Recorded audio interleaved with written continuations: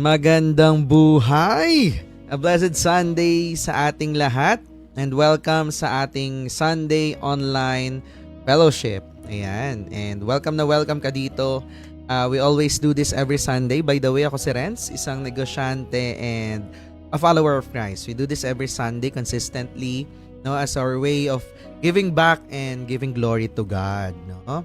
And kung ikaw nandito ka ngayon, baka ikaw ay natag dyan sa ating comment section or baka may nag-send sa'yo ng link natin or baka napadaan lang to sa feed mo, sa timeline mo or sa story mo. Again, you are welcome here. Welcome sa ating Sunday Online Fellowship. Grabe no? It's February na and it's the love month, di ba?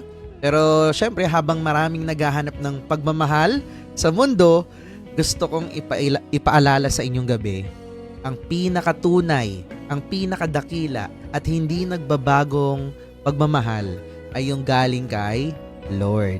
Ha? Sabi nga sa Romans 8:38-39, and I am convinced that nothing can ever separate us from God's love, no power in the sky above or in the earth below. Indeed, nothing in all creation will ever be able to separate us from the love of God that is revealed in Christ Jesus our Lord. Grabe no? Nakakakilig. Kapatid, no matter what you've been through, no matter what you're facing right now, God's love remain constant. God's love remains constant. No? Ibig sabihin na kay God lang pala ang forever. No? Narito siya, naghihintay, no? At alam mo yun, ini-invite ka pa niya na lapit ka, tara, dito ka. Diba? And tonight, syempre, I would also like to remind, we will also be having our communion. No? So, let's prepare our hearts as we remember what Jesus did for us on the cross. So, kung wala ka pang prepared elements, you can get a small piece of bread and juice para makasama ka din mamaya. Alright? So, bago tayo magpatuloy, let's take a moment for our Grateful Genesis. Yes, di ba? So, alam natin no, na kahit anong season ng buhay natin, may laging rason to be grateful.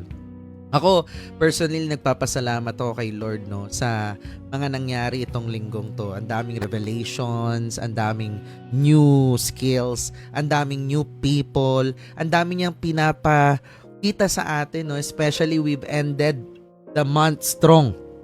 No? And we've seen God's faithfulness sa mga nangyaring events last January. So, I don't know kung nagpa-follow ka sa akin, but nag-post ako ng recap, no? So, grabe, ang daming nangyari. Grabe yung pag tinitingnan mo yung ginawa namin ng isang buwan, parang pang isang taon na. Lahat nangyari lang ng January. Pero, thank you, Lord, di ba? Na talagang increase 2025. Increase talaga sa lahat ng aspeto ng buhay natin, no? And thank you so much din sa mga nakakasama ko. No, I've known people, but talagang this time I really identified, no? Kasi parang this is also a month of awareness, no? Nangyari sa akin ng January na ang daming pinaalala sa akin, ang daming ni-remind, ang daming pinakorek, no? Ang galing din may correction din, of course. Kailangan, napaka-importante ng correction. Kaya yung topic din natin ngayon, correction din. Pero ang galing lang, no? Kaya sobrang ganda, no? And nakaka-bless lang din yung mga taong mga nakakasama ko, my leaders, and especially my developing leaders, no? You guys know who you are. And I truly thank God for your lives, no? And syempre for my family, thank you Lord, no? For the provision. Grabe, hindi talaga nakukulang. Ibibigay talaga sa'yo, no? So, ikaw, ano ang breakthrough mo? Or ano yung pagpapalang or blessings na ipinagpapasalamat mo ngayong linggo, no? So, feel free to share it sa comments and we would love to celebrate with you, na? Okay, at syempre, para magpatuloy na sa gabing ito, excited na ako. Our topic for tonight is True Love Rebukes. Sabi ko sa inyo, correction di ba? Kaya naman, let's welcome Pastor Ralph. Let's open our hearts and minds as we receive God's message tonight. Pastor Ralph, the floor is yours. Good evening po sa lahat. Hi po and happy Hearts Month sa lahat, no? May partner ka man o wala. Um, I was not supposed to have this kind of title, pero ito yung lumabas. Kasi yung passage natin today, hindi naman about love eh. About John the Baptist na nagsisigawan na, repent and be baptized. Sabi ko, saan yung love doon? Pero lumabas din pala sa study. Kaya sabi ko tamang-tama din na ito yung title dahil February din naman. Pero ito ay connected, no, sa Bible month natin, di ba? Nagkaroon tayo ng mga series about the Word of God, why it's important, anong connection ng Word of God sa fruitfulness, no? Anong connection nun for increase as we grow in our spiritual life. So, meron pa rin siyang parang overlapping na connection. And so we're just talking about love, but nandun pa rin yung the Word of God, the message of God, repentance, fruitfulness, at grabing Word of God, no? Hindi mo pwedeng i-manipula. Lumalabas na lang yung relevant na mensahe sa atin tonight. So, excited ako. I pray na wala po tayong mga problems lalo na sa akin, no? Yung palaging nakikita nyo, nagiglitch ako. Ano tawag doon? But anyway, pray na tuloy-tuloy lang tayo as I continue. Let us pray as we start. Let's pray together. Panginoon, salamat po for being with us. Natapos na isang buwan. We're on our second month this year, 2025. And we can say that you remain faithful. Your love is unfailing, constant in every season. Your presence is with us. You, our Father, you never fail to meet us where we are, even to grant our heart's desires, to meet our needs. Salamat sa lahat ng nangyari last month at sa mga susunod na month. We entrust to you every day, every week, every month, and even the whole 2025. Lord, thank you for you will speak to us. You will encourage us tonight. In Jesus' name, amen. But before I continue on, I just want to also share my joy, our joy as a family. No, alam ng spiritual family ko ito, ng spiritual gathering family. Even last January 2024, sinabi ko rin sa kanila na we're able to purchase the house na small sa Lumina last January 2024. And this January 2025, sa birthday ni Ma'am Sheila, naka-transfer na po kami. So, grabe. It's just a desire 2 years ago. Kasi sabi ko kay Lawrence, klaro yon, sinabi ko, Lawrence, makikitara lang kami sa brother ko. It's either 1 or 2 years na transition sa brother ko. And hopefully we can find a house. That's by faith, Lawrence. Wala naman akong kakayanan na ma-produce yan. So, but again, if you seek God first, all these things will just be added. These are just little things sa Diyos. Because we have a God who created all things. And we have a God who is so provident, gracious, na even yung kanyang anak binigay para sa atin. Ano pa kaya hindi niya kayang ibigay? But again, life is not just about material things.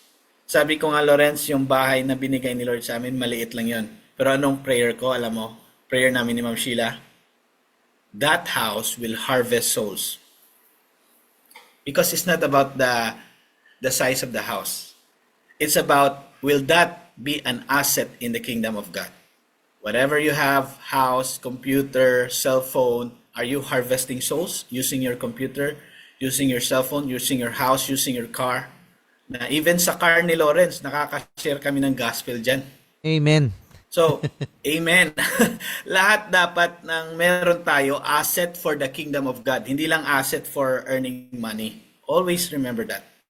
Seek God first in everything. And all these things will just be added to you. And I don't know what's all these things. I just pray na this 2025, more of seeking God tayo. Okay? So, again, love, true love rebukes. Hindi lahat ng love ay pa-sweet. Hindi mo naman mabibili ng gatas ng anak mo ang true love. Pwede ba yon, Ma'am Richelle? Pupunta ka sa supermarket, bibili ako ng gatas ni Pau Pau, ang ibabayad ko ang love namin mag-asawa. No? Hindi pwede yon. Yung kilig-kilig. Hindi mo mabibili sa SM yon. No po. Grabe, a big no, no? So, if you're a parent, you know that true love is not just kilig-kilig. It's all about forgiveness, understanding, commitment, and decision to love each other even the feeling is not there, because not every day you feel in love. Sometimes you feel negative emotions, sadness, loneliness, disgust, irritability, but all of those are part of marriage, part of sharing true love, no, in the Lord, because true love comes from God. But every day is a day of commitment to love each other, even without the killing factor. Now, so let's go again sa passage muna. Because again, meron akong disclaimer, ang passage natin hindi about love. Pero lumabas yung reflection na true love rebukes. Let's go now. Baka kasi ma-misquote nyo ako. Ano ba yan si Pastor Rob? Luke 3 is not about love. Oo, alam ko. That's why we go to context muna. Huwag tayo manguna, no? So, ano bang meron dito? This is about John the Baptist. In the 15th year of the reign of Tiberius Caesar, when Pontius Pilate was governor of Judea, Herod, tetrarch of Galilee, his brother Philip, tetrarch of Iturea and Trachonitis, and Lysanias, tetrarch of Abilene, no? So, nandito yung mga list of politicians during Jesus' time. From Caesar, ang pinakamataas, then the governor, the Herod, and the tetrarchs. Okay? So, ibig sabihin, ang gospel, historical, hindi gawa-gawa. Kasi nandito yung mga historical figures. So, also, sa verse 2, about naman ito sa mga high priest na nakaupo that time bilang mga spiritual leaders ng Israel, si Annas and Caiaphas. The Word of God, that time, nung itong mga taong to nakaupo sa political scene at sa religious, side, ito yung mga taong to, nasa posisyon, the Word of God, yan ang tandaan nyo, the Word of God came to John. Sino si John? Anak ni Zachariah, and nasa wilderness siya. Okay. Yun yung lugar kung saan si Lord, sinet apart niya si John, pinurify niya, prepare niya ng matagal doon sa wilderness. Siyempre, ang nagpalaki sa kanya si Zachariah at ang kanyang nanay na si Elizabeth. Si Elizabeth, first cousin sila ni Mary na earthly custodian ni Jesus. So si Jesus at si John is biologically, kung sa earthly natin titingnan ng family tree, they are second cousin, si Jesus at si John. Now, ito si John, nakatanggap ng mensahe. Anong mensahe ang natanggap niya?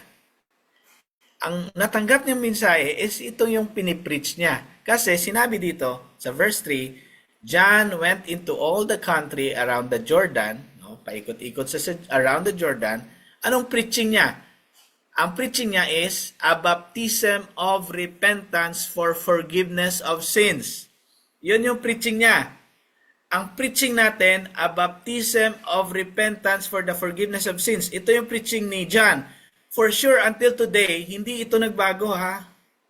Hanggang ngayon, our holy God demands holiness, and so we need to repent. Okay? God is the same yesterday, today, and forever. Ibig sabihin, our holy God still requires repentance or demands holiness from us. That's why we have to repent. That's why the message is the same.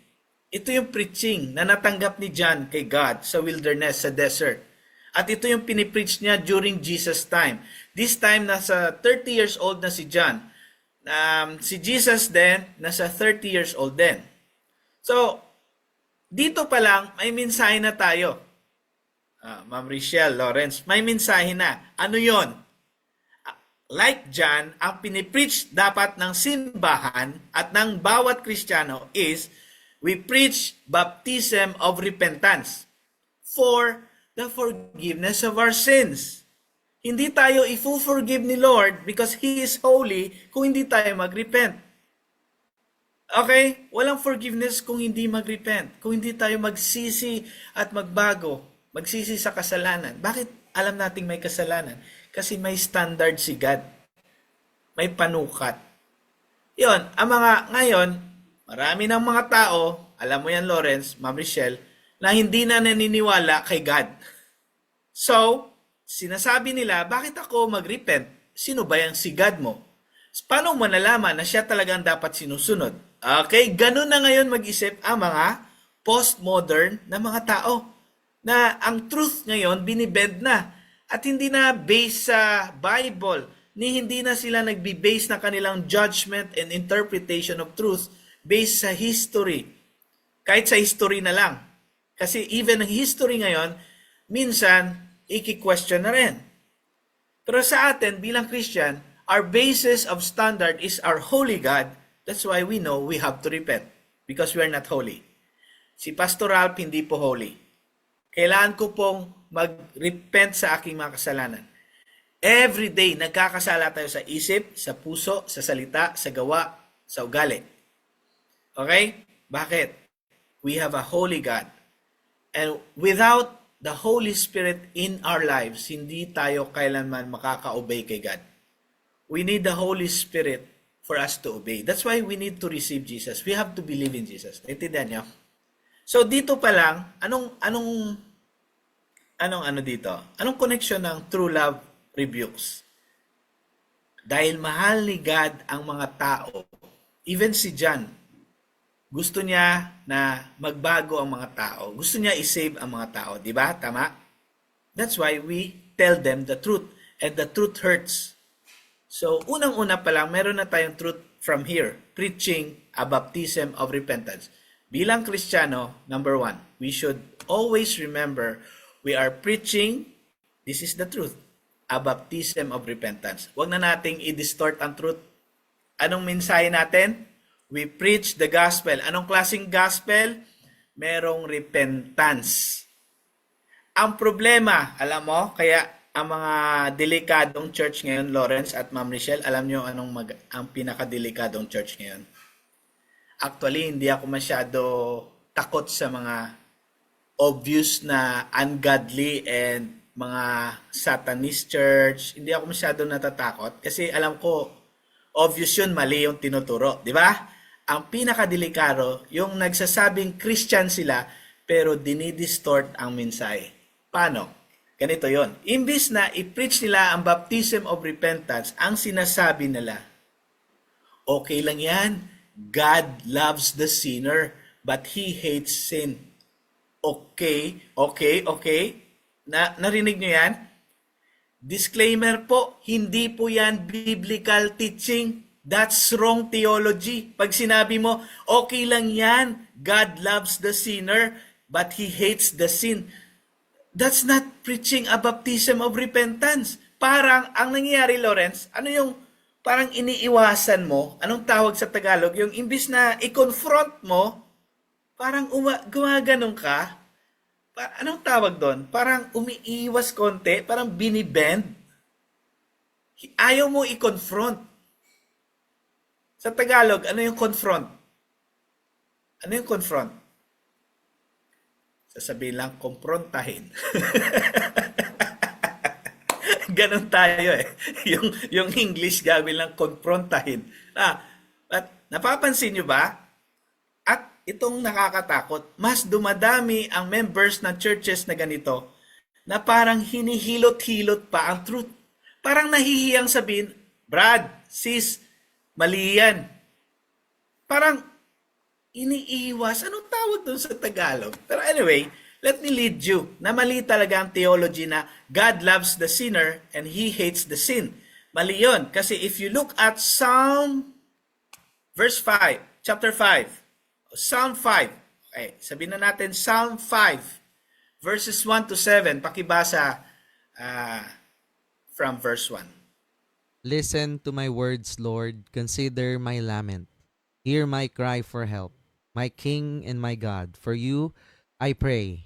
In the morning, Lord, you hear my voice. In the morning, I lay my request before you and wait expectantly. For you are not a God who is pleased with wickedness. With you, evil people are not welcome. The arrogant cannot stand in your presence. You hate all who do wrong. You destroy those who tell lies. The bloodthirsty and deceitful you, Lord, detest. But I, Okay. by your great love, can come into your house in reverence. I bow down toward your holy temple. Okay. Klaro yan ha. Pero ako, si David itong nagsulat, Lawrence. Pero ako, pwede akong pumunta sa bahay mo. Bakit? Anong basis? Because of the great love of God. And love of God rebukes. Tingnan mo naman ang verse 4. Hindi gusto ni Lord ang mga wicked people, ang mga evil people. Tapos sasabihin mo, God loves the sinner. Ay, ano yan? Hinihilot mo yung katotohanan. Dinidistort mo. And you are lying to your teeth. Mali yung mensahe mo. God hates sinners. Tingnan mo naman sa verse 5. The arrogant hindi pwedeng mag-stand to worship in the presence of God. God hates all who do wrong. God hates the sinners. Tapos sasabihin mo, God loves the sinner, kapatid. He hates sin, but He loves the sinner. Ano ba? From verse 4 to verse 6, tingnan mo nga. Ang lahat ng arrogante, gumagawa ng mali, nagtitel ng lies, na sinasabi na God loves the sinner, hates the sin. That's lying. Anong gagawin ni Lord sa mga liars? Verse 6, He will destroy them. Oh, paano yan? Paano mo hinihilot yung katotohanan? Mali yun.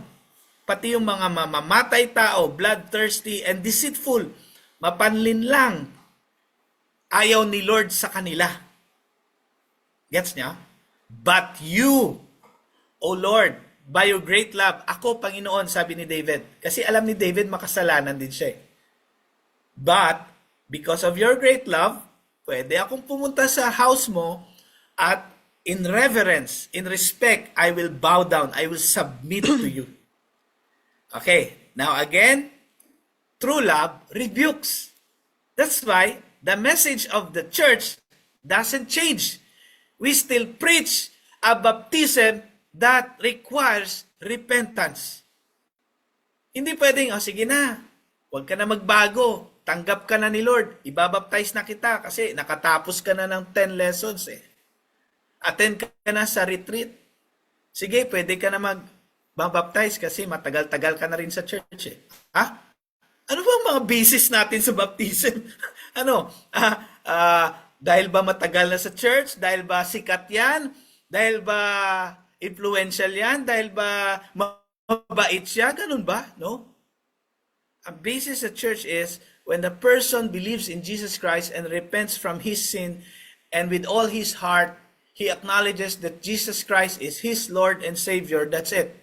That's the basis. It's not about, dahil ano yan, okay na yan, wag mo na siyang i-correct, masasaktan pa yan eh. Baka hindi na mag-tithes yan, baka hindi na mag-offering yan, mawawalan pa tayo ng music team eh. Wag na, kulang tayo ng drummer eh. Wag mo na i-rebuke, okay lang yan na kapwa babae nagmamahalan. Na ang lalaki na in love sa lalaki, okay lang yan. Sayang, wala na tayong song leader eh. Again, we preach a baptism that requires repentance. Huwag nating balihin yan, ha? Okay, sa mga taong nagsasabi, God loves the sinner, hates the sin, ito, isaksak nyo sa baga nyo. Sorry, Lawrence. Ang sakit naman magsalita ni Pastor Ralph. Hindi, kasi ayaw kong ayaw kong mag-compromise eh. Nasasabihin parang hihilot-hilutin. No, basahin nyo Psalm 5, 4-6. God hates the sinner, God hates sin. Period. Huwag mo nang dagdagan. Next. Okay. Hindi ako galit Ganito lang talaga ako magsalita. And alam naman ni Lawrence, yan 3 years na tayo nagkikita, Lawrence. Once in a while nagkikita tayo.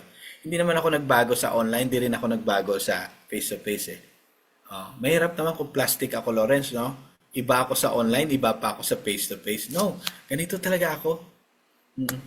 Parang, parang feel na feel ko talaga magsalita. Pero maniwala kayo, before ako naging pastor, alam nyo ba na ayaw ko magsalita? Nahihiya ako magsalita. Alam nyo ba yan? Parang hindi kayo makapagpaniwala, no? Ganun ako noon. Ayaw ko mag-mic, ayaw ko magsalita sa tao. Pero here I am now. The Lord is using me to preach the gospel and to harvest people in the power of the Holy Spirit. Now, ito yung observation ko, Lawrence. Ito yung observation ko. Pag ang simbahan nag-preach ng ibang mensahe, ito yung nangyayari. Pakibasa, Lawrence. When the message we preach do not confront sin, then we start to conform to the pattern of this world. And we end up compromising with sin and experience corruption. Corruption is the cause of unfruitfulness. Oy, nagtataka ka pa ngayon, kaya ka hindi nag-grow eh. Kaya ka hindi nagbe-bear fruit eh. It's because we compromise. Nagtataka, ginaya ko naman si Lawrence. Ginagaya ko naman si ganito. Bakit parang iba yung buhay ko? Now, the fruit of unfruitfulness starts with sin. Sorry. The cause of your unfruitfulness is sin. Huwag ka na magpaligoy-ligoy. That's why we, the church, we Christians, we preach and we confront sin. It's not us. We are not the standard. Okay? Lawrence is not the standard. Pastor Ralph is not the standard. Our standard is the Holy God. And we are just messengers. And we use the ruler or the standard, di ba, panukat? We use the measurement of God. We use the judgment of God. Hindi tayo nagja-judge on our own standard. Kasi yung standard ko, balik ko rin. That's why when I say this is sin, it's not because I'm righteous than you. I'm saying this is sin because like John the Baptist, I am a messenger of God and I'm speaking on his behalf. I'm speaking his message. I'm using his measurement. It's not mine. His holiness, not my holiness. Because I don't have holiness in my life. Lawrence has no holiness in his life without Jesus Christ. And so, we should confront sin using the message of God, using the measurement of God, and without compromising. When we conform sa pattern ng mundo, di ba? Sabi sa Romans 12, do not conform to the pattern of this world. Huwag mo nang tularan. Kung sila ay immoral, kung sila ay nag-vices, gumagawa ng kasalanan, hayaan mo na. Don't conform to them. Don't follow them. Because when you follow them, you start to compromise. Sasabihin mo, okay lang yan, kahit kasalanan, okay lang, sige lang. Okay lang, Brad, song leader ka lang dyan, kahit hindi ka pa, sabihin na natin, you are cohabitating with your partner. Hindi pwede yun. Ay, okay lang yan, Brad. Sige, gawin mo lang ministry, kahit sige ka lang sa vices mo. Ay, hindi pwede yun. That's why you're not fruitful. Kahit ano pang sigaw-sigaw mo. Increase 2025. Increase. No. Sabi ni Jesus sa John 15, abide in me. Remain in me. Remain in my word. Remain in my love. And you will bear much fruit. Without remaining in God, who is our holy God, without remaining in Jesus, the true vine, there's no such thing as fruitfulness. Please be connected to Jesus. Ang galingan ng pagka-reflect ko nito kasi confront, pag hindi ginawa yung confront, magiging conforming, compromising, then corruption. Puro letter C. Parang mensahe na rin ito. So again, kahit anong sabi mo, Lord, increase my year 2025. Your spiritual life, your marital life, your social life, your finances, your any area of life will not be fruitful if you still compromise with sin and you don't repent from sinful living. Number 2. As we go to the verse pa rin, balik tayo doon. Okay, what can we learn? The next verse, ito. As it is written in the book of the words of Isaiah, quote ang writer ng Old Testament book. Kasi New Testament ito binabasa natin. A voice of one calling in the wilderness, referring to John the Baptist. Prepare the way for the Lord. Bakit nga mag-prepare si John the Baptist ng way of the Lord? The way of Jesus? Bakit niya kailangan i-prepare? Kasi may gagawin si Lord. Ang gagawin niya, nandun sa verse 6, and all people will see God's salvation. Makikita nila yung kaligtasan ng Panginoon. Pero, bago yan, sabi niya, prepare the way for the Lord. Yung mga valley, di ba ang valley, walang laman yan, napagitnaan yan ng dalawang bundok. Sabi dito, will be filled. Ang gagawin dyan sa valley, pupunuin ng Panginoon yan. Ang mga mountain, i-level. Bababa yung mountain. Ang mga liko-liko na path, i-straight ni Lord yan. Ang mga baku-bako na daan, magiging smooth yan. So, dapat mag-prepare tayo sa Panginoon. Sabi ni John, i-prepare natin kasi andito na si Jesus, the Messiah. So, this is a writing of Isaiah. Magkalayo sila ni John at ni Isaiah, pero grabe no, binigyan ni Lord ng wisdom si Isaiah na isulat tungkol kay John, na si John ang mag-prepare ng way ni Jesus. Ang galing, di ba? This is a prophecy fulfilled in the life of John. At ang galing pa is this, ang galing talaga. Lahat pala gagawin ni Lord. Mangyari lang ang kaligtasan niya. Maranasan lang ng mga tao ang kaligtasan niya. Ang valley pupunuin, ang mountain ilolow, ang liko-liko na daan straight, ang bako-bako na daan smooth. Ganon si Lord. Parang imposible, no? Na yung mountain magiging low, ang valley mapupuno. Di ba? Parang imposible, no? Because every time God does His saving work, He will always say, it's impossible with man, but it's possible with God. All things are possible with God. Ang linyadang yan, nasa context palagi ng God's saving work. Hindi yan tungkol sa kung ano-ano. Diba sabi ni Mary, Lord, paano ito? I'm a virgin. Hindi pa naman kami nag-sexual intimacy ng aking fiancé kasi bawal, hindi pa kami kasal. Paano yan? Bakit magkakaroon ako ng anak? Sabi ng angel, don't be afraid, Mary. With man, this is impossible. But with God, all things are possible. So about the Messiah yon, na imposible man sa mata ni Mary, but the Lord will do that on her behalf. The Holy Spirit will put the Messiah, the seed in Mary's womb. So lahat gagawin ni Lord, maligtas lang ang tao. Okay? So prepare the way. Bakit kailangan i-prepare ni John? Ang konteksto nito is because Jesus is the Messiah. Sa atin, hindi man tayo si John, but we can still prepare the way. Bakit? Kailangan nating i-prepare ang way for God's saving work. Kasi, and all the people will see God's salvation. Sa verse 6. So, kaya tayo mag-prepare ng way, hindi man tayo si John the Baptist, pero until today, we are part of God's kingdom movement. And our part is to prepare the way for God's saving work. Paano ba, Pastor, ang sinasabing prepare for God's saving work? Ibig sabihin, yung buhay natin mismo, mag-prepare tayo, mag-pray tayo, Lord, ihanda mo ako na maging channel of gospel ako sa iba. Lord, ihanda mo ako na ma-explain ko ang gospel, ang good news sa aking family.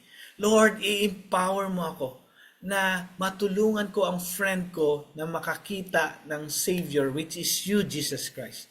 Lord, ihanda mo ako na makibahagi sa gawain mo, and that is to seek the kingdom first and His righteousness, His holiness, and all these things will just be added. Doon tayo sa seek God's kingdom first.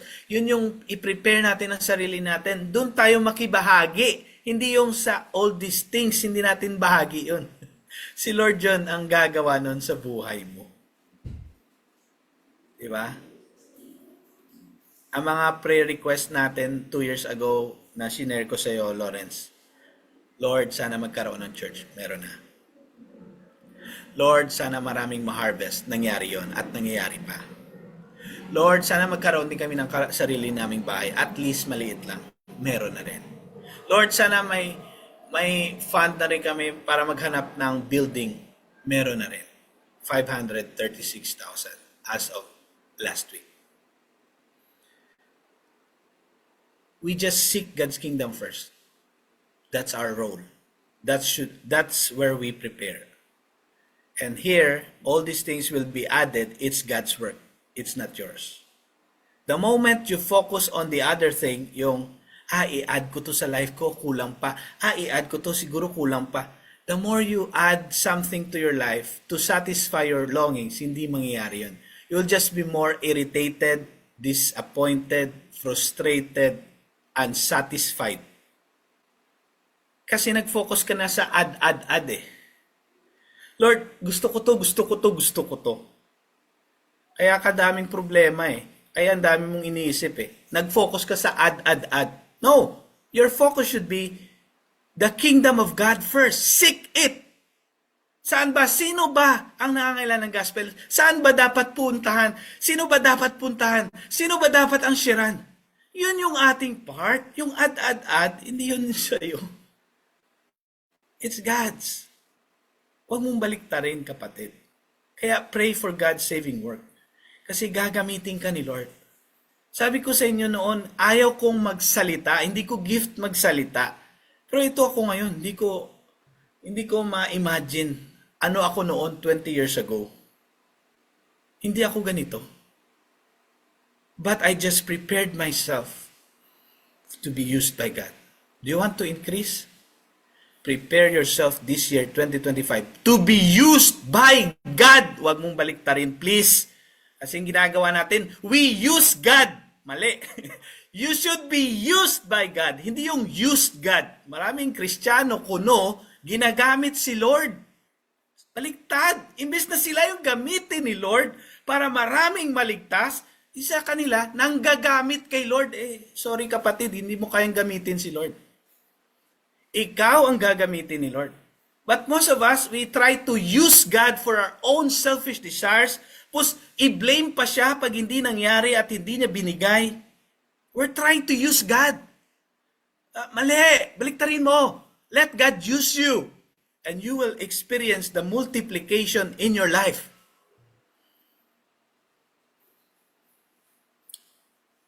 Okay, move na tayo. Prepare for God's. Kanina preach a baptism that requires repentance. Number 2, prepare for God's saving work. Now, ikaw naman, Lawrence, pakibasa naman ito lahat. John said to the crowds coming out to be baptized by him, "You brood of vipers, who warned you to flee from the coming wrath? Produce fruit in keeping with repentance, and do not begin to say to yourselves, 'We have Abraham as our father.' For I tell you that out of these stones God can raise up children for Abraham. The axe is already at the root of the trees, and every tree that does not produce good fruit will be cut down and thrown into the fire." "What should we do then?" the crowd asked. John answered, "Anyone who has 2 shirts should share with the one who has none, and anyone who has food should do the same." Even tax collectors came to be baptized. "Teacher," they asked, "what should we do?" "Don't collect any more than you are required to," he told them. Then some soldiers asked him, "And what should we do?" He replied, "Don't extort money and don't accuse people falsely. Be content with your pay." Klaro. Kahit tayo ngayon makaka-relate eh. Di ba? Hindi na kailangan na talagang expert ka sa Bible. Hindi. Klaro. Nirebuke sila ni John. Bakit nandito kayo? Bakit magpapabaptize din kayo? Sino nagsabi sa inyo? Sino nag-warn sa inyo na lumayo kayo sa coming wrath of God? Grabe no, imbis na pumunta para magpabaptisin, di ba dapat masaya siya, Lawrence? Hindi siya masaya. Winarningan niya, nirebuke niya. Oh, sino ang nag-warning sa inyo na ma-experience nyo ang wrath of God? Nakita nyo? Love rebukes. True love rebukes. Nirebuke niya. At ang sakit sabihan ka ng brood of vipers. Ahas ka. Ahas kayo. Ginanon sila. Sinong nag-warn sa inyo na takasan ang coming wrath of God? Ang punishment of God? Sino nag-warning sa inyo? Sabi niya, produce fruit in keeping with repentance. Kasi, sabi niya, sa 9, ang axe, ang palakol, andyan na sa root. Andyan na sa root at puputulin ni Lord ang mga puno na hindi namumunga ng good fruit. Pwede kasing kapatid, namumunga ka ng fruit. Oo, maraming fruit kang namumunga pero hindi good. Bulok. Okay, sabihin mo, Lord, marami akong bunga. Baka yung mga bunga natin puro temporary. God is looking for eternal fruits. The fruit that will last. Now, wag ka sabi ni Lord, baka sabi ni John the Baptist sa mga for sure mga Pariseo ito, mga Israelites na Hudyo na talagang mga religious people. Sabi niya, or mga taong Hudyo, kasi pinagmamalaki nila na anak sila ni Abraham. Galing sila sa kanunuan nila si Abraham. Sabi ni John the Baptist, inunahan na sila, wag na kayong baka sabihin nyo pa sa akin, okay lang, anak naman kami ni Abraham eh. Galing kami sa lolo namin si Abraham. Sabi niya, huwag kayong magmalaki sa akin ng ganon because God can turn out stones and God can raise these stones to be children of Abraham. Huwag kayong ganyan. God can use another, can raise another group of people to be children of Abraham. Huwag niyo ipagmalaki sa akin na Hudyo kayo. Hudyo din naman ako. si John the Baptist, Hudyo rin siya. Pero hindi siya nagmamalaki kasi hindi yon ang salvation. Hindi siya by race. Hindi siya by because Israelite ka. No, hindi diyan nakabase. Clarify ni John the Baptist. Kaya, alam nyo, huwag lang kayo magpuro, Lord, increase my 2025. Produce fruit, good fruit, in keeping with repentance. Hindi tayo makakabunga ng good fruit kung patuloy tayo sa ating mga kasalanan. Walang good fruit doon. Kaya sabi ng mga crowd, paano naman kami? Anong gagawin namin? See? Talagang naniwala na sila sa Panginoon. Anong gagawin namin? Sabi ni John the Baptist, kung dalawa yung damit mo, ibigay mo yung isa. Kung marami kang food, mag-share ka sa iba. Simple lang naman yan. Anong ibig sabihin nun? Huwag kang gahaman. Huwag kang, ano pang other word dyan? Madamot. Dalawa damit mo, bigay mo isa. Dalawa pagkain mo or marami kang pagkain, bigay mo isa. How will you know na nagiging madamot na tayo? Yung napapanisan ka na ng food sa ref, hindi naman mapapanis yung kung binigay mo yun advance eh.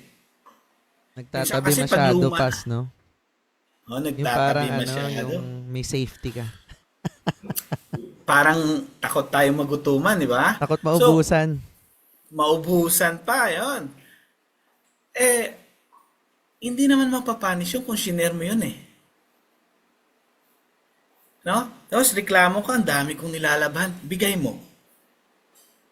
No? Minsan, hindi na tayo maintindihan minsan ni Lord eh. No? Although, naintindihan niya tayo kasi all-knowing siya. Pero, tingnan niyo ba yung sarili natin? Parang hindi tayo masyadong reklamo tayo na marami tayong nilalaban. Reklamo tayo na malaki yung bahay na nililinisan natin. Reklamo tayo na nagasgasan yung kotse mo, may kotse ka, nagrereklamo ka pa.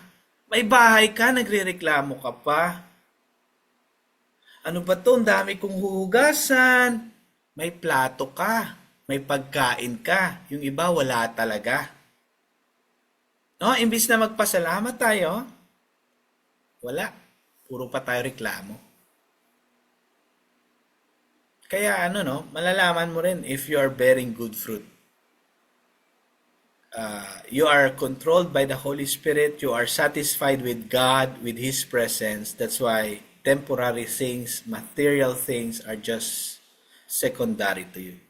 It doesn't matter. Hindi siya main factor ng buhay mo. They are just add-ons in life. Di ba? Seek first the kingdom of God and His righteousness, and all these things will be added to you. Yung all these things na yan, add-ons lang yun. Huwag mong habulin yun. Ang problema sa atin, all these things yung focus natin instead na seek first the kingdom of God. Sabi naman ng tax collectors, paano naman kami nung gagawin namin? Sabi, don't collect more money sa required. Kunwari, kung ang dapat na i-tax nyo sa tao is 2% lang, huwag nyo gawing 5%. Sa mga soldiers, ang konteksto nito is Roman soldiers. High-paying job ang Roman soldiers noon. Sabi ni wag na kayo mag-extort. Nagagawan-gawan nyo pa ng fabricated story yung isang tao tapos i-extort nyo. Di ba maraming pulis na ganon? Gagawa ng kaso yung isang tao, inosente, para extort. Sabi ni John, be content with your money, with your sahod. Ang konteksto nito, malaki ang sahod ng Roman soldiers. Sobra. Kaya, wag mo i-apply ito sa lahat. Kasi paano naman yung mga low earner na 150, 200 lang, nagpagod-pagod, nangalakal ng basura, naka 200 lang a day. Wag mong sabihin sa kanila, be content with your pay. Ang konteksto nito sa mga high-paying jobs. Lalo na high-paying jobs kayo, dapat kontento na kayo sa salary nyo. Okay? So yun para sa mga Roman soldiers yun ha. Klaro ha. Hindi yun sa kahit kanino. Okay. So, ano matututunan natin dito sa produce fruit, mag-produce tayo ng fruit in keeping with repentance as we continue to repent from our sins. So yun lang naman, wag na nating i-sugarcoat ito. Diretso lang. Number 3, produce fruit in keeping with repentance. Pag nag-repent tayo, magkakaroon tayo ng good fruit. Anong fruit yun? Mga lasting fruits, hindi yung mga temporary fruit lang. Okay? So, ang ganda nito. Kaya nga the people were waiting expectantly and were all wondering in their hearts if si John na nga ang Messiah. So, John answered them all and sabi niya, I baptize you with water, but one, referring to Jesus Christ, is more powerful than I will come. One will come, more powerful than I. Hindi ako ang Messiah. The straps of whose sandals hindi ko kayang iantay. He will baptize you, referring to Jesus, with Holy Spirit and fire. Nakita niyo? Si Jesus Christ ang Messiah, sabi ni John. Tapos sabi niya, si Jesus, mayroong winnowing fork or yung fork ng mga farmers para ihiwalay ang chaff sa palay. Kasi, ang gagawin dito, Jesus will gather the wheat, yung palay, sa kanyang barn or sa stock room or sa, alam niyo yung barn sa Amerika, yung malalaking nilalagyan ng mga palay. Yon. So, parang ganon. Yung lahat ng palay, ilalagay doon. Ibig sabihin nito, yung lahat ng mga Kristiyano na namumunga at sila yon ilalagay ni Lord sa barn. Ibig sabihin, sila ay kasama ng Panginoon. But yung mga hindi namumunga, kasi puro lang sila mga chaff, puro lang dahon ng palay, Jesus will burn them up sa unquenchable fire, meaning sa hell. Hindi namamatay na apoy, meaning non-hell. So, simple lang na illustration, pero maintindihan natin that this is very serious. If you are not in the Lord, hindi ka pananiwala sa Panginoon, for sure, hindi ka mamumunga. Anong gagawin sa'yo? You'll be put in hell. Now, sasabihin na naman ng mga bashers, napaka, ano naman ang Diyos nyo? Napaka-harsh. Kasalanan pa ni Lord. Kasalanan natin yan. Hindi yan kasalanan ni Lord. Huwag mo isisi kay Lord. And with many words, sabi dito sa verse 18, John exhorted the people and proclaimed the good news to them. The gospel to them. Again, anong gospel ang pinoproclaim natin? A gospel that requires repentance. Hindi yung paligoy-ligoy pa. Tingnan mo si John, hindi nagpaligoy-ligoy sa 19. Nirebuke niya pati si Herod. Sabi niya, bakit mo inasawa yung asawa ng kapatid mo? So nirebuke niya si Herod kasi inasawa niya ang asawa ng kapatid niya. At pinoint out, kinonfront ni John the Baptist lahat ng evil things na ginawa niya sa verse 19. That's why sa verse 20, pinakulong siya ni Herod. At later, pinapugutan ng ulo. So ito yung totoong gospel. We confront sin. Kanina, preach the gospel, preach the baptism that ano nga yun? Preach baptism that requires repentance. Number 2, hindi ko makita lahat ng slide ko eh.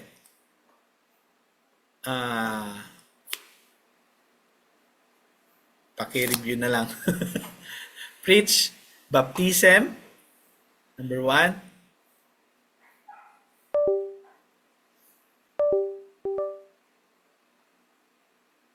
Preach baptism, a baptism of repentance. Number 2, prepare for God's saving work. I-prepare natin mga sarili. And number 3, produce fruit in keeping with repentance. So we can produce fruit if we repent from our sins. That's why meron akong quotation sa dulo na nagsasabi, okay, although hindi ito about the gospel, pero makonect natin to. Sinabi, merong isang tao nag-ask ng gardener, sabi niya, bakit yung garden mo sobrang ganda ng tubo ng mga plants? Sabi niya, I don't force them to grow. I remove what stops them to grow. So, ganun din naman sa Christian life natin. Hindi siya pinipwersa. But, we should allow the gardener, which is the Father in heaven, to prune us, to take away, to remove our sins that hinders us to grow and bear fruit. We should allow God to remove everything that hinders us to grow. So, this year, kung gusto mo talaga, seryoso ka, mag-grow sa Christian life mo, Lord, kunin mo yung mga bagay na nag-cause sa akin na hindi ako mag-fruitful sa spiritual life ko, sa attitude ko, sa ministry, sa lahat ng aspeto. Lord, I want to grow. Then if you're that kind of person, then you should pray, Lord, prune me. Lord, take away which is things that are hindering me to grow in you. Kunin mo ang mga bagay. Kunin mo yung mga taong naghihinder sa akin mag-grow. Kunin mo yung mga bisyo, ang mga kasalanan na naghinder sa akin mag-grow.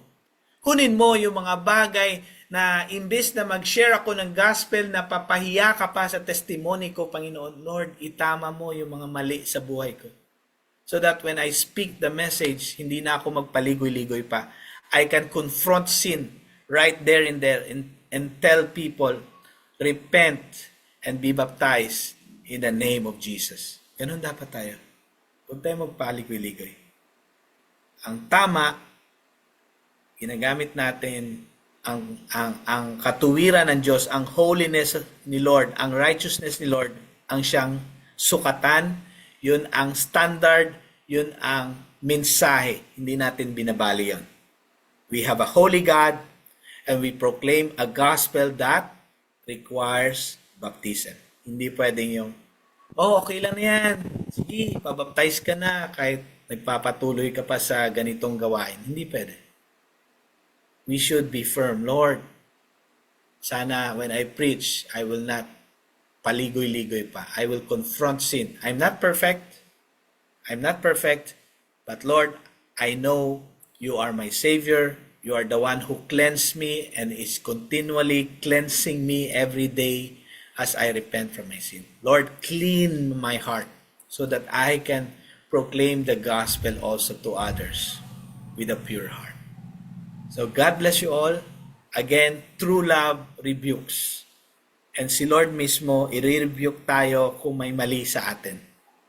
And so, ganun din tayo. Kung mahal natin ang ating family, mahal natin ang ibang tao sa paligid natin, we should share the gospel even if the gospel corrects them, even if the gospel is painful to the ear, even if the gospel rebukes them, we should share the gospel and not compromise. So I hope and pray that we share the gospel that is not compromising with sin, that doesn't conform with the pattern of this world, a gospel that is not adulterated or corrupted. We should share the gospel which is pure, and we should preach the gospel in the power of the Holy Spirit. God loves you, but we have to repent from our sins. God bless po. Thank you, Lord. Ayan, grabe, no? True love rebuke, sobrang ganda, no? Kapag sinabing love kasi, ano ba unang naiisip mo? Diba? Sweet messages, chocolates, flowers, no? Pero paano kung sabihin kong ang tunay na pagmamahal minsan may kasamang, uy, mali ka na dyan. Diba? Kasi yun siya talaga no? Yun talaga ang tunay na pagmamahal, diba? Kaya sobrang nakaka-bless, no? True love rebukes, yes. At yan ang nakita natin sa buhay ni John the Baptist, no? Hindi siya takot magsabi ng totoo, 'di ba? Kumbaga kahit sobrang sakit, masakit eh. Imagine mo na lang ang bati niya sa iyo, "Uy, you brood of vipers." Grabe, no? Buti hindi siya sinabihan ng, "Uy, John, dapat love lang." 'Di ba? Pero bakit nga ba ganito kadirek si John? Kasi dahil sa tunay na love, no? Yun yung tunay na pagmamahal eh. Ang tunay na pagmamahal, hindi nananahimik sa harap ng kasalanan. Di ba? Kaya nga, ang galing din eh. This was the message in the previous week. Di ba? Alam ni na Sir Glenn yan. Huwag kang matakot gumawa ng tama. Di ba? Kung mahal ka talaga ng isang tao, hindi ka lang niya hahayaan na magkamali, kundi itutuwid ka niya. Galing. Number 1, true love confronts sin. Diba? When the message we preach, grabe tumatak sa akin yun, when the message we preach does not confront sin, then we start to conform to the pattern of this world. Sa madaling salita, kung ayaw mong ma-offend ang tao, kaya di mo sinasabi yung totoo, baka di mo talaga sila mahal. Baka gusto mo lang ng peace of mind mo. Diba? Pero si John, hindi siya nag-compromise. Hindi niya binago ang message para lang dumami ang followers niya. Hindi po ito TikTok. Kaya alam mo, that's the challenge eh. Kung may mahal ka sa buhay na alam mong naliligaw na ng landas, handa ka bang magsabi ng totoo sa kanya kahit hindi komportable? Diba? I love yung number 2 na tumatak sa akin is, true love prepares the way for God. Diba? Sabi dun sa Luke, prepare the way for the Lord. Make straight paths for Him. Ang tunay na pagmamahal, hindi lang nagtuturo ng mali. Nagtuturo rin ng tamang daan. Si John the Baptist hindi lang nag-rebuke, kundi tinulungan niya yung mga tao na maghanda para kay Jesus. No? Sa panahon kasi ngayon, ang daming distractions eh. No, ang daming fake news. Tama si Paz eh. Diba? Kumbaga, hindi nakakatakot yung mga, alam mo yun, yung alam mong ano na sila, they're worshiping ibang ano. Hindi na si God. Pero mas nakakatakot yung alam mo yung low-key, pero Christian daw, pero iba yung lumalabas. Diba? Ang daming ganyan. Sobrang daming ganyan. No? Pero paano natin matutulungan yung iba na makita si Jesus? Diba? Simple lang, ipamuhay natin. Through our actions, through our words, through our lives. Ang tanong, ikaw ba ay isang signboard papunta kay Kristo? Diba? Isa yung mga nagda-drive dito, no? Kita mo, diba? Pag no parking, one way lang. Kapag ikaw ba nakikita nila, papunta kay Jesus? o baka ikaw ay harang, no? Roadblock ka, no? So that's the question. And number 3, I love, no? Galing nito. Sobrang galing nito. True love produces fruit. I remember, tinanong na rin sa akin yan. Ano po yung fruits na tinatawag? Di ba? Ang galing, no? Produce fruit in keeping with repentance. Ito na. Ito na ang real talk. Hindi porket Lord, sorry. Hindi porket nagganon ka, okay na. Dapat may bunga. Yun yung tinatawag na repentance. Hindi pwede, paulit-ulit mo ginagawa, panay sorry ka lang kasi alam mo papatawarin ka. Di ba? Hindi, dapat may bunga. Kung dati mainitin ang ulo mo, dapat unti-unting lumalambot na yan. Di ba? Kung dati mahilig ka alam mo yon, chismis dito, chismis ngayon. Di ba? Dapat ngayon, hindi ka na broadcaster. Lagi ka source ng balita, chismis. Di ba? Buti ko source ka ng totoong balita eh. Source ka ng chismis, oh. Hindi ka po broadcaster. Diba? Ang tunay na pagsisisi ay may nakikitang ebidensya. Yan. Comment mo dyan, ebidensya. Diba? Kala mo training, eh. Nasanay. Anyway, now this is the question, guys. Kung ipapa-audit natin ang buhay mo ngayon, no? Meron ba tayong makikitang mga bunga ng pagbabago? O baka may balance pa? Baka may pending pa? Diba? O, diba? So, grabe, sobrang ganda. So, grabe. Ang lupit ng message natin tonight. True love is not just about making us feel good, but also leading us to what is right. At minsan, kailangan nating marinig talaga yung totoo eh. Para magbago tayo. No? Now, ngayon, gusto kong marinig kayo. Diba? Anong pinaka-tumama sa puso nyo ngayong gabi? Ano yung isang bagay na na-realize mo sa message natin? So, yung mga nasa Zoom, no? Feel free to unmute, share your thoughts. Sa mga nanonood sa live, comment nyo naman yung mga biggest takeaway nyo. Ano yung part ng message na pinaka-nakausap ka ni Lord? No? Sige nga, let's take a few minutes to hear from you guys. Na huwag kayong mahiya. Baka yung testimony or reflection mo ang kailangang marinig ng iba para ma-encourage sila tonight. Diba? Sige, go. Good evening, Paz. Good evening, GL. Ang ganda lang ng message ngayon ni Lord para sa akin. Minsan kasi GL, alam niyo naman alam mo yung tipong pag-driver ka talaga eh.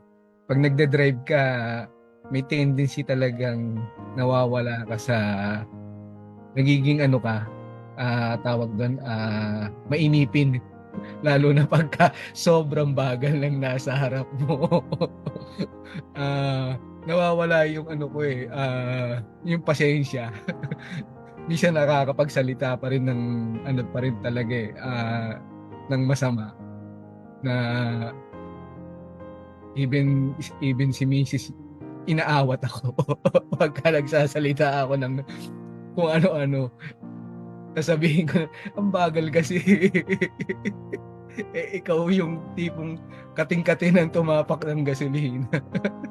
Kaya minsan parang sabi ko, huwag na kaya ako mag-drive. Para hindi na ako magkaroon ng ganyan. Magkaroon ng maasar. Pero minsan talaga kasi talagang kailangan mo lang habaan ng pasensya talaga.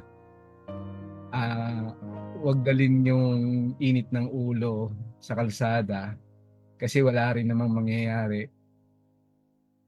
It's either pagbigyan ka o hindi ka pagbigyan. Okay lang dapat. Kumbaga sabi nga nila, be professional in what you do. Lalo na pag ikaw yung mas nakakaintindi, mas nakakaalam, hindi ko naman sinasabing wala siyang alam kasi marunong siyang mag-drive eh. So, kumbaga lahat be patient lang talaga para yung pakiramdam mo magaang sa loob mo. Isa pa, recently kasi nag-aaway kami ni Mrs. Nagkasamaan lang ng ng loob. Pero ngayon okay na naman. Talagang talagang pag true love hindi mo na kailangan may mag-give way. Ika nga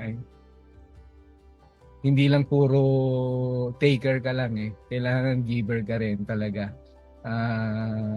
At the same time, talagang lang, siguro tinetest pa ni Lord yung kakayahan, yung aking pasensya. Pero ang galing nga lang talaga, Pastor dati kasi talagang yung mga ganung bagay, alam mo na yung mapapa-PI na talaga ako noon. Pero ngayon medyo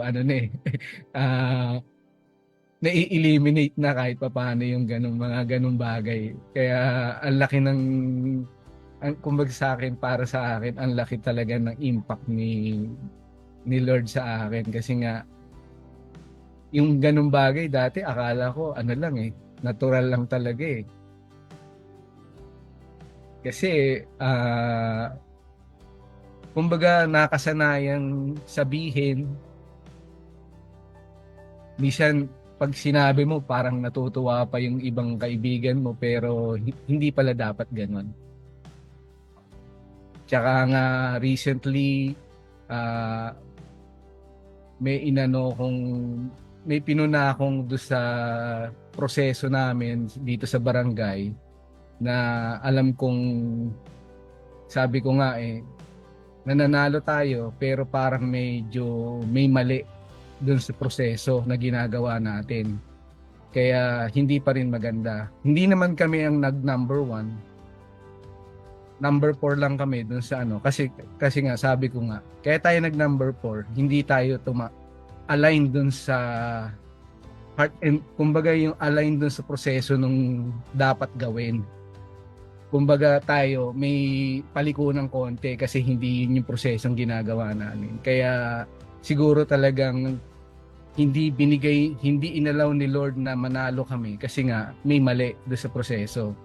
Which is yung kaibigan kong kasama ko doon nag-a-agree sa akin kasi nga yun din yung pananaw niya kasi Christian din siya, although matagal na siyang Christian, Pastor and GL, pero kumbaga yung pananaw namin kumbaga nagtutugma ba na hindi talaga inalaw ni Lord na mangyaring manalo kami doon sa competition na yon kasi nga hindi pa siguro time namin na manalo doon kasi nga yung proseso namin medyo lihis pa doon sa proseso nung incentive awards na yon kaya hindi kami nanalo. Kumbaga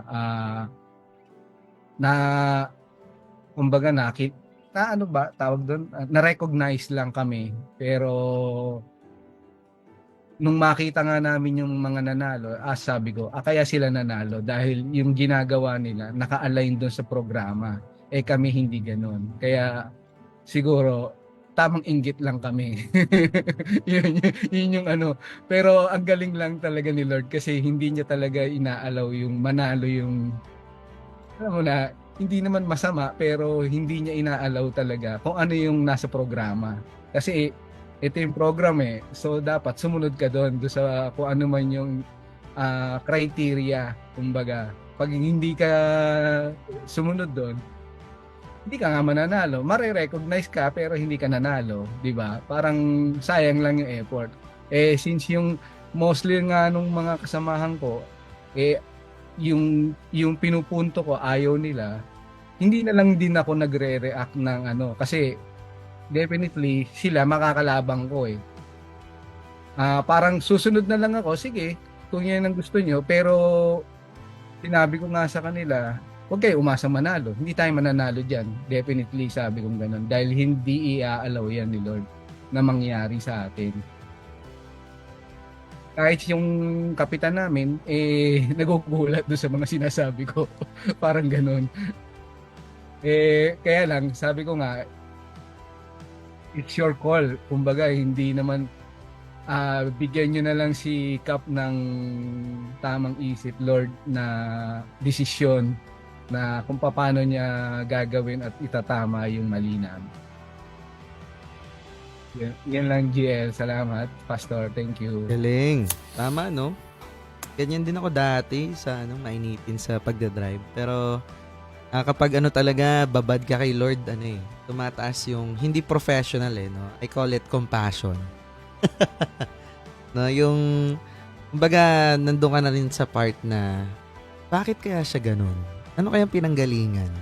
Ba't kaya siya nagmamadali? No? Pero minsan, syempre, tao pa rin tayo, no? Yung busina ng busina sa likod mo, no? May nakaharang sa harap mo, di ka makabante. Di lumipad ka. Di charis. Pero tama naman, no? Saka sa buhay mag-asawa, syempre daw makaka-relate. Pero totoo, no? May mga part na nagiging General Luna ka, no? Pag pag naiinis ka. May mga expression. No? Pero at least nai-eliminate na. Actually, dyan din papasok yung accountability Kaya ang ganda na may accountability. No? Na, ayan, even sina pastor may mga ganyan. No? Yung kapag, ayan, sa buhay mag-asawa, meron din sila mga spiritual mentors. Diba? Ano kayang gagawin sa ganito? Then, ganun din, sila din, meron din silang mga hinahandle na mag-asawa. So, yun yung ganda nung nung may mga small group ba kung tawagin, no? Na pwede mo silang malapitan in times of those things, diba? Kaysa i-chismis mo kung kani-kaninong tropa, kumpare, kumare, diba? Ang una nyo lapitan is yung mga spiritual partners or mentors, no? Para at least kami, gantong nagkalabuan kami, may hindi kami pagkakaintindihan. Parang may mediator, no, yung nagka-counsel para at least pares kayo na-align kay Lord pa din. No? Kasi wala namang ibang gagawin nyo kundi i-point back ka kay Lord. Diba? Alright.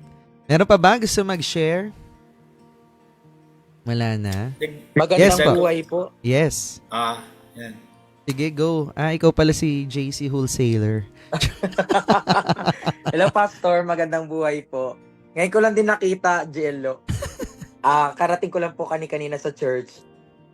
Sobrang nabibless ako, Pastor. Grabe po yung heart ninyo. Grabe kayo ka-bold na hindi kayo nag-hold back. And mimiss ko lang yung mga professor ko before sa PBS. Kung paano din sila ganyan sa yung ka-bold na grabe lang, nabibless ako. Even, Pastor, nakita ko kung paano talaga kumilos si Lord sa inyo, sa family ninyo, even sa ministry na pinagkatiwala sa inyo ni Lord.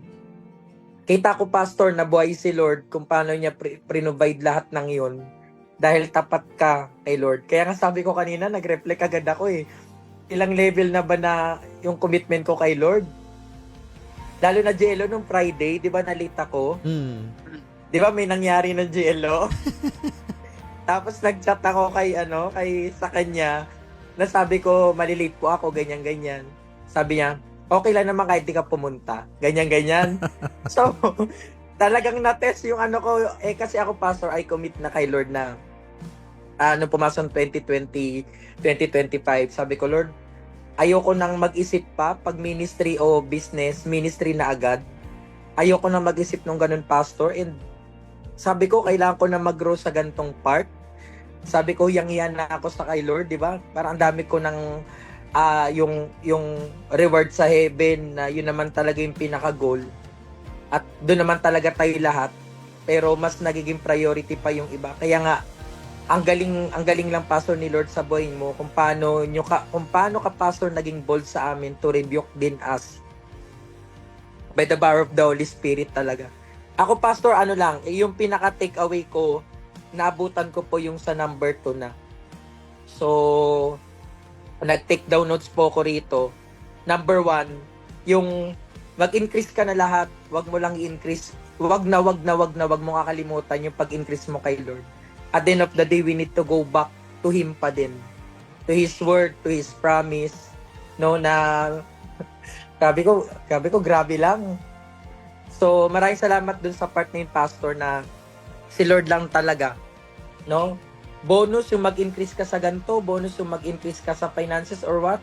Pero at the end of the day, we are called to increase for God's glory sa ministry na pinagkatiwala niya sa atin. And also, Pastor, ang laking impact sa akin nung sinabi mo na do not use God. Let God use you. Na, which is totoo, Pastor, na may mga ganung situation talaga, normally, lalo pag mga baguang Christian, ganyan. Pero we are reminded talaga na walang ibang pwedeng magamit yung buhay natin, lalo na nung tinanggap natin ang Panginoon bilang Panginoon tagapagligtas ng buhay natin, kundi si Lord lang. Kaya ang laking reflection sa akin kanina, Pastor, na kung gaano ka ka-bold sa ministry, we are the body of Christ. Dapat ganun din kami, Pastor, as we move forward talaga. And also, yung seek the kingdom of God, yung sinabi mo, Pastor, na kaya kitang-kita ko na buhay yung salita ng Panginoon dito sa verse na to, yung promise niya. Kasi, Pastor, kita sa buhay po ninyo. Kaya nakaka-bless. And also yung patience. Sabi ko, kasi last time, Pastor, na hindi naman ako nabangga, GLO yung lamesa. Kala ko sa ilalim lang. Tapos syempre kinabahan na ako, pag-check ko,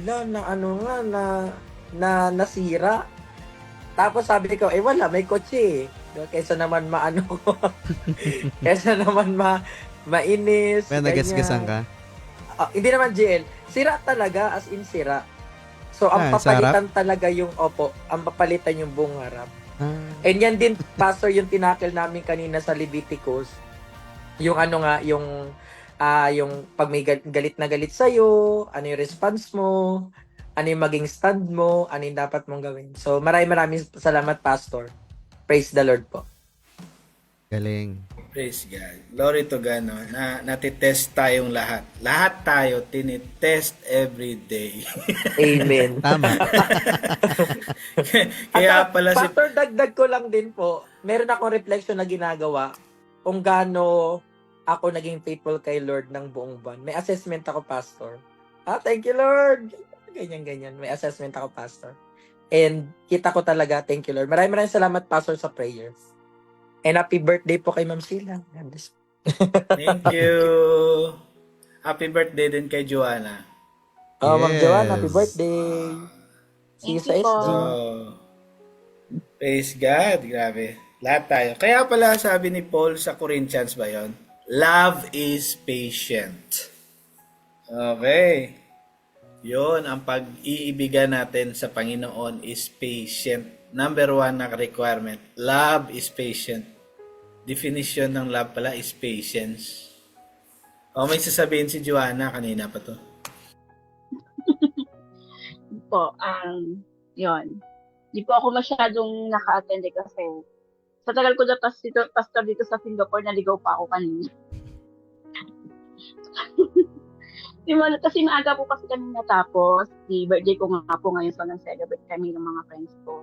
Nag-video after ng mass namin, so yun, nag-karaoke. 6 hanggang 6 p.m. na kasi yung karaoke. So yun, 6 p.m. yun, nag-start na kami mag-iwa-hiwalay. So dapat expected ko, mga 7:30 na nandito na ako sa bahay. Basta before 8, so makakaabot na sana ako. Kaso yung mali yung bus sa sasakyan ko, sa halip na pauwi, lalo ako napalayo. Kaya yun, nakarating ako mga sakto 9:00 na. So nag-start na kayo. Kasan ko patapos na to sa Facebook na ako nag-connect eh. Tapos yun, ang tumatak na lang sa akin yung yung sinasabi niyo kanina na parang galit kayo parang hindi kayo galit. So yun, tapos yung sa kay GL yung share ni GL yung sinabi yung natutumatak sa akin yung pagmahal mo yung isang tao na kailangan mo sabihin yung totoo. So sa akin, experience ko, nangyari na sa akin yung sinasabi ng mga kaibigan ko na may mali ako, ganyan. Dinadamdam ko, parang inisip ko na bakit gano'n sila, hindi ba nila ako mahal, or galit ba sila sa akin, bakit nila sinasabi yung mga ganung bagay sa akin. Ngayon, na-realize ko na hindi pala, kaya pala nila sinasabi sa akin yun, kasi ayaw nila akong mapahamak, na mali yung ginagawa ko, na yun, na nagpapatunay lang talaga na concerned sila sa akin, na mahal talaga nila ako. yun, yun po yung tumatak sa akin na-experience ko sa akin sa sarili, tsaka na-experience ko sa ibang tao na yung, kasi, i-share ko lang din, meron kasi akong friend dito na, naligo siya ng landas. As in, meron siyang, uso naman po sa ibang bansa yung friend dito. Alam niyo na po yun yung, alam niyo na, pakikiapit na kahit na may asawa ka rin. So, yun, nangyari na po yun sa isang mga friend ko. So, naligaw siya ng landas, sinabihan namin na mali yung ginagawa niya. Ngayon, parang ang nangyari po kasi, parang may nasama niya. It's been 2 years, no? 2 years na kami hindi okay. Na, ayun nga, pero kahit na hindi kami okay, lagi ko pa rin siyang message na mag-iingat ka, ganito, wag mo kakalimutan na magdasal. Pero until now, hindi pa rin siya nagre-respond sa amin. So ngayon, dun ko nasabi na, mahal ko siya kasi kaibigan ko siya. Kasi sinabi ko na mali yung ginagawa niya.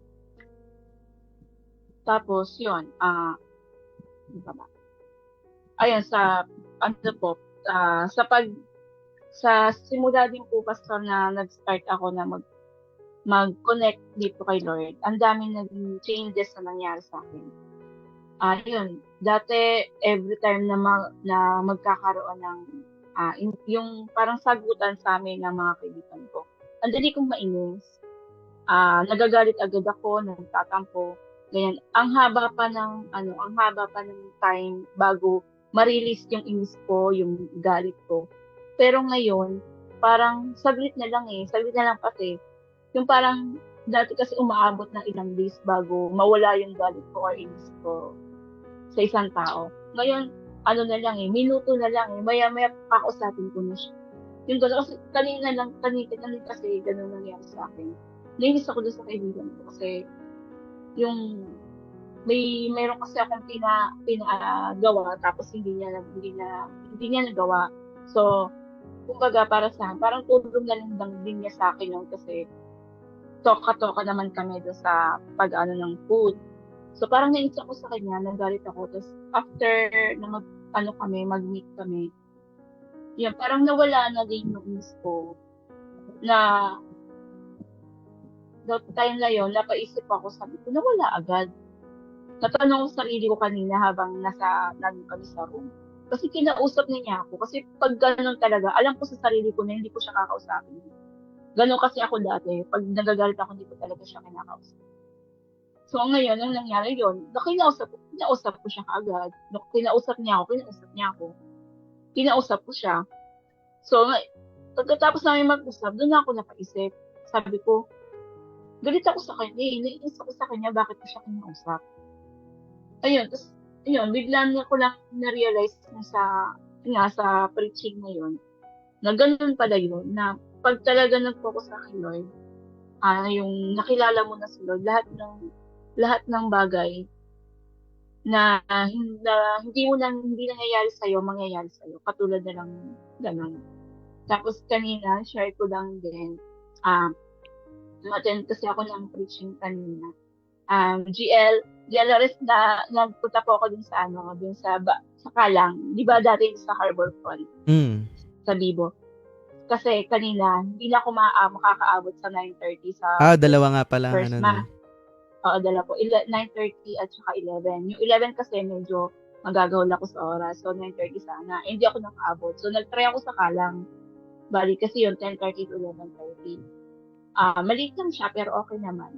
Grabe siya, pagpasok mo lang, napaka-warming ng pakiramdam.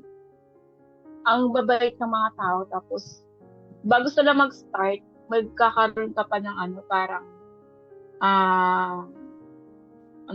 parang get to get na yung kahit hindi mo siya kilala kausapin. Tapos meron siyang ilalagay sila sa monitor na question. Tapos, hahanap ka ng partner mo, na magtatanungan kayo doon sa Yes. nakaka-overwhelm lang na ganun yung nila sa lugar na yun. Kasi sa Bibo walang ganun. Basta pag start na. Doon talaga kasi sinihan eh. Sa bagay. Kasi doon parang parang yung start ng gano'n, parang yung first way na ano ka na, ano bang tawag doon? Yung parang maging at home ka ba? Yung maging Ah. ano ka dun sa Kanila ata lugar yung lugar nila. na yun eh, no? Yung Every Nation doon. Yung every nation po. Yung sa Tapos, ano kasi Vivo, ano eh, hati yung time eh, di ba? Nakikigamit lang ng venue. dun talaga isang, malaki din siyang room. Tapos ano, ang nandun pa, puro mga international lang. Nakakatuwa. Puro may mga, ano, may mga, angmo, kung tawagin namin dito, mga angmo, international. So may nakausap ako, ganyan. Tapos sinabi ko, first time ko dun sa lugar na yun. Tapos ayun, sabi niya talaga. Tapos ayun, kinausap na niya ako na kinausap. Tapos, puro pa mga kabataan niya doon. Tapos kanina yung sa preaching, nakaka-relate lang din ako kasi, Love din ang topic, di sabi ba? kasi, mm sabi kasi, ang topic kasi yung about sa helper. Yung sinasabi nila na helper, ano ko siya. Ayun, yun. Yung about sa helper na, yung sinasabi nila na, hindi, parang sabi ni ano, yung no one is an island, yung ganon, na hindi ka mabubuhay ng ikaw lang mag-isa. Parang na-relate ako din about din sa business. Yung sa community natin. Na hindi ka mag-grow, hindi ka mag-increase na ikaw lang talaga. Yun. Tapos, doon pa sa ano nila, nakakatuwa lang din. Kasi after ng preaching, tapos yung matapos na siya, ano siya, yung pag gusto mong mag-share, talagang mag-share ka talaga. Ang lakas ng loob talaga nila mag-share mismo pang sa mismong stage. Kusa talaga sila nagpunta. Nakakatuwa kasi ang dami nilang share na yung tagos sa puso talaga. Yung talagang ma-overwhelm ka talaga na doon mo talaga makikilala. Unti-unti mo talaga siyang makikilala, masasabi nila, ganun pala si Lord. Ganun pala yun. Yung mga nangyayari sa akin habang nakikinig ako ng mga sharing nila, tapos sa preaching ng pastor, yun. Natutuwa lang ako. Yun lang po. Thank you po. Galing. Yan, ano? So, ang gaganda ng ng mga reflections nyo. Nakaka-bless, no, na marinig yung kung paano nangungusap si Lord, no, sa bawat isa. Pero syempre, wait lang. No, medyo intense yung topic natin na no? Pero alam nyo ba yung rebuke ni John the Baptist? Diretso sa puso, no? Sino dito yung parang napagsabihan ni Lord ngayong gabi? Raise your hand. Your heart. Yeah. Diba? Parang alam nyo, no? Pero alam nyo, ang rebuke ni Lord ay hindi para i-condemn tayo. Okay? Kundi para dalhin tayo sa grace niya. And one of the greatest reminders of that grace is through communion. So, kaya relax lang. Walang masasaktan sa communion. Walang bato. Tinapay lang po at juice. So ngayon, as we prepare our hearts, let's remember na hindi ito simpleng kain at inom. Ito ay pagpapaalala ng greatest act of love sa buong kasaysayan, ang pagmamahal ni Jesus na nagligtas sa atin. Sabi nga sa 1 Corinthians, 11:26, for every time you eat this bread and drink this cup, you are announcing the Lord's death until He comes again. So, take a moment, mag-reflect tayo. So, kung may kasalanan kang hindi pa inaamin kay Lord, ito na ang chance mo. Bago mo kunin yung tinapay, baka gusto mo munang ilapag yung pride. Yes, diba? So, at this point, ibabalik ko na kay Pastor Ralph as he leads us in communion and our closing prayer. Pero bago yon, gusto ko lang kayong iwanan ng isang bagay, that true love is not just about acceptance, but transformation. Mahal ka ni Lord. Kaya ayaw kanyang manatili sa dati mong buhay. Kaya huwag ka mag-alala kung parang napalo ka ngayong gabi kasi yakap yan ni Lord. Right? So let's stay in a spirit of worship as we partake in the Lord's Supper. Pastor Ralph, take it away. Yes, that's true. We have to repent from our sins because sabi ni Paul sa kanyang sulat na before you partake the bread and the wine, ay kung pwede rin Jews, no? Sabi niya, you have to be right with God, no? Repent from your sins, because if you're not prepared to do this, three things will happen. Manghihina tayo, magkakasakit tayo, or pwede rin nating ikamatay. Yun yung warning ni Paul sa atin. So let's better be prepared. Let's pray. Panginoon, patawarin niyo po kami sa aming mga kasalanan na nagawa against you, kasalanan na nagawa sa ibang tao. Lord, patawarin niyo po kami, hugasan niyo po kami sa dugo ni Kristo na dumaloy sa cross. Gawin niyo po kaming whole, or ibig sabihin na with your broken body, Lord, make us whole. Continue to perfect our faith, because you are the one who gave this faith. You are the one who will grow our faith. You are the one who will perfect our faith. Panginoon, we acknowledge your presence with us. Kahit online lang ito, alam ko nangungusap ka sa aming lahat. So thank you for inviting us to your table as we join and partake with this Lord's Supper. Lord, be with us in Jesus' name. Amen. On the night when Jesus was betrayed, he took the bread, he gave thanks to the Father. After giving thanks to the Father, he broke it, and he distributed it to his disciples and said, "This bread is the symbol of my body broken for you. Do this in remembrance of me." Let's partake the bread together.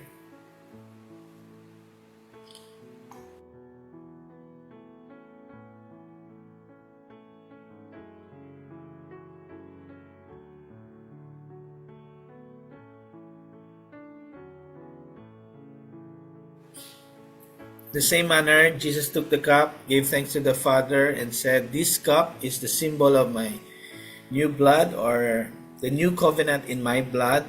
Whenever you drink this cup and eat the bread, you proclaim my death to the world." So let's continue to remember Jesus' death and continue to proclaim his death to the people, no? Whether face-to-face or online, let's continue to share the gospel of what Jesus did on the cross for all of us.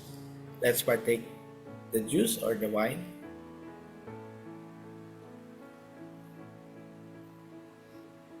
Let's pray. Salamat, Panginoon. Salamat, Ama, na pinadala mo si Jesus Christ sa amin para tubusin kami sa aming mga kasalanan. Iligtas kami through the cross. Salamat sa kanyang dugo at sa kanyang katawan na inalay sa cross para sa aming kaligtasan.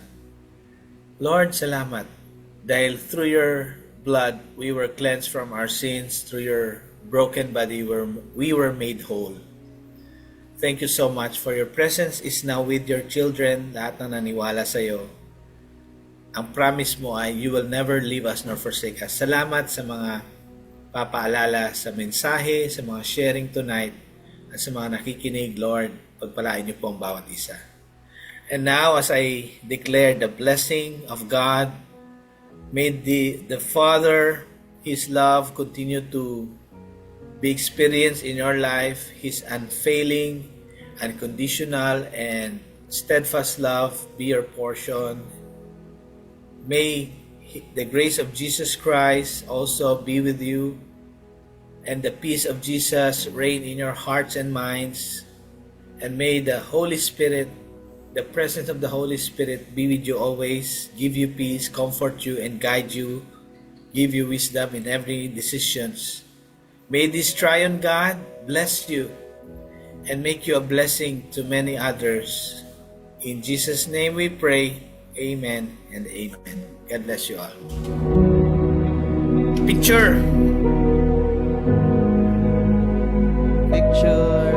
Ready. Welcome. Ready. 1, 2, 3.